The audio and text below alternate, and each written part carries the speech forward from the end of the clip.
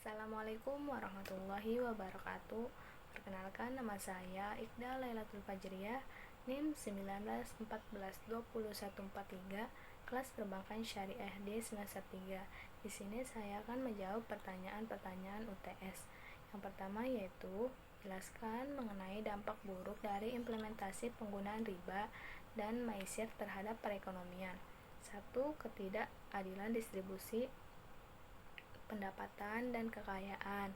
Prinsip riba yang memberikan hasil tetap pada satu pihak dan hasil tak tetap pada pihak lawan jelaslah tidak adil dan mematikan motivasi pengusaha. Yang kedua yaitu potensi eksploitasi terhadap pihak yang lemah dan keuntungan lebih berpihak pada orang-orang kaya. Sistem riba memiliki kecenderungan terjadinya akumulasi modal pada pihak yang bermodal tinggi. Yang ketiga yaitu alokasi sumber daya ekonomi tidak efisien.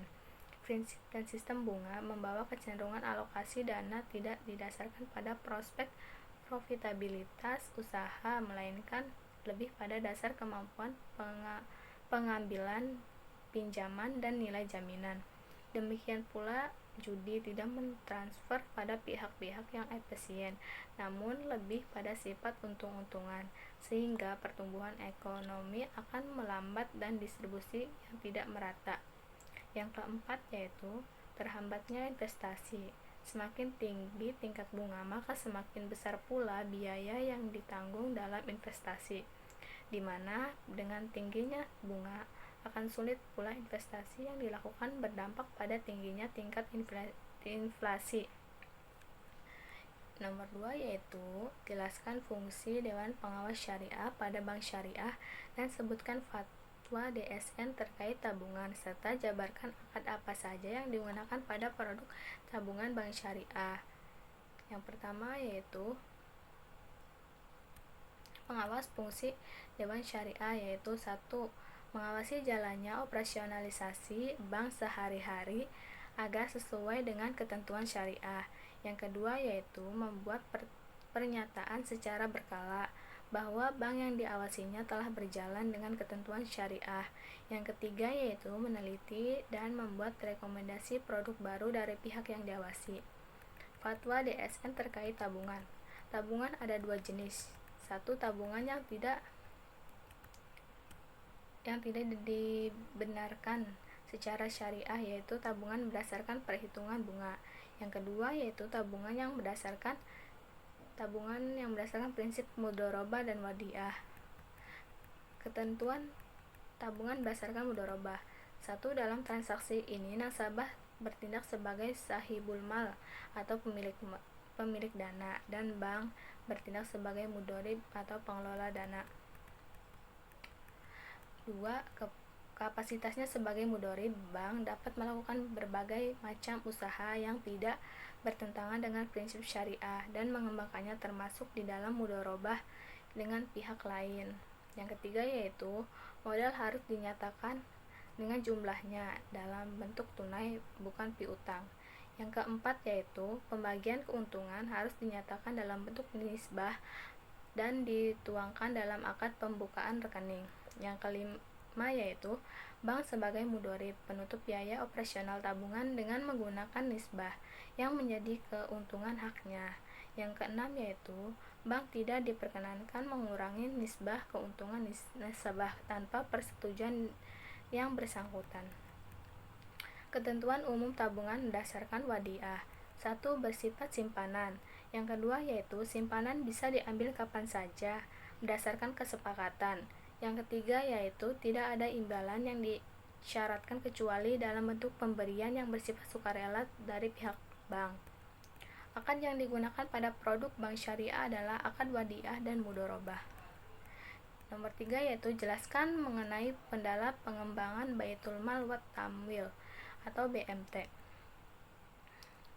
1. Akumulasi kebutuhan dana masyarakat belum bisa dipenuhi oleh BMT.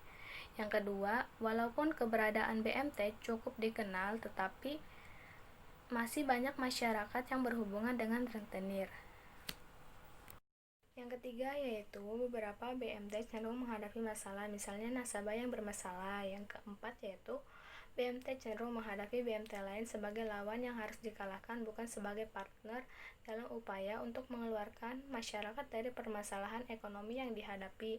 Yang kelima yaitu dalam kegiatan BMT cenderung mengerahkan pengelola untuk lebih berorientasi pada persoalan bisnis. Yang keenam yaitu dalam upaya untuk mendapatkan nasabah, timbul kecenderungan BMT mempertimbangkan besarnya bunga di bank konvensional, terutama pada produk yang berprinsip jual beli. Yang ketujuh yaitu BMT lebih cenderung menjadi baitul tamwil daripada baitul mal. Yang kedelapan yaitu pengetahuan pengelolaan BMT sangat mempengaruhi BMT tersebut dalam menangkap masalah-masalah yang menyikapi masalah ekonomi yang terjadi di tengah-tengah masyarakat. Pertanyaan keempat yaitu perbedaan asuransi syariah dan asuransi konvensional. 1. Pengawasan Dewan Syariah. Pada asuransi syariah, adanya pengawasan Dewan Syariah. Fungsinya untuk mengawasi produk yang berdasarkan dan investasi dana, sedangkan asuransi konvensional tidak ada. 2. Akad. Pada asuransi syariah, akadnya tolong-menolong atau tafakuli, sedangkan asuransi konvensional akadnya jual beli. Yang ketiga, investasi dana. Pada asuransi syariah menggunakan sistem syariah atau bagi hasil, mudorobah, sedangkan asuransi konvensional investasi berdasarkan bunga. Yang keempat yaitu kepemilikan dana. Pada asuransi syariah, dana yang terkumpul dari nasabah merupakan milik peserta perusahaan hanya sebagai pemegang amanah untuk mengelola. Sedangkan asuransi konvensional, dana yang terkumpul dari nasabah merupakan menjadi milik perusahaan. Perusahaan bebas menentukan investasinya. Yang kelima yaitu pembayaran klaim. Pada asuransi syariah, untuk pembayaran klaim dari rekening tab baru, seluruh peserta yang sudah diikhlaskan dalam keperluan tolong-menolong bila ada peserta yang kena musibah, sedangkan asuransi konvensional dari rekening dana perusahaan. Yang keenam yaitu keuntungan. Pada asuransi syariah, keuntungan dibagi antara perusahaan dengan peserta sesuai dengan prinsip bagi hasil, sedangkan asuransi konvensional seluruhnya menjadi milik perusahaan. Cukup sekian, kurang lebihnya mohon maaf. Wassalamualaikum warahmatullahi wabarakatuh.